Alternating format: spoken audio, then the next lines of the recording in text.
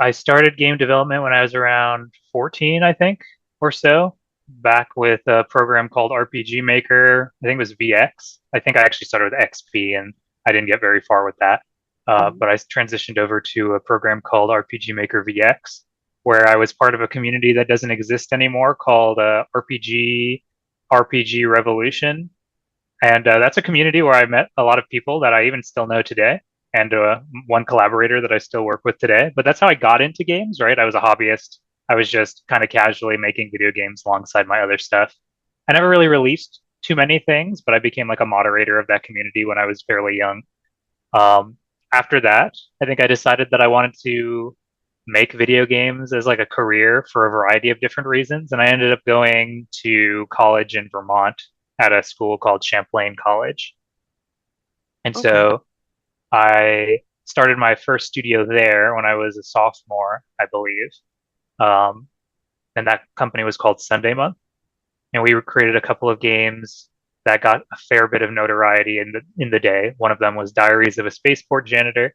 We created another game called Dad Quest, and then we created a game more recently called Paparazzi.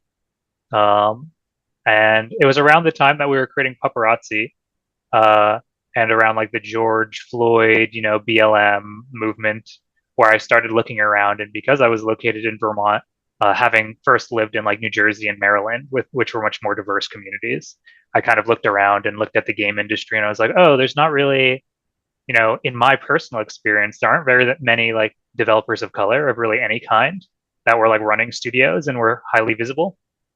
And so I was like, okay, um, I feel like because Sunday Month had two other co-owners, I feel like even though I'm very visible in my position here, I felt like it would be nice if there was even more visibility for developers like me who are like 14, 15 or so to be able to like look at a studio, find a studio that was like, clearly run by a person of color. And so I decided to start Weathered Sweater um, as for that purpose originally. But I also, for a long time just wanted to have a studio that was, entirely run and owned by me. Since, that's kind of like a dream of mine for a long time, like, like a Ryan studio, a Ryan Huggins studio, like a label of some kind.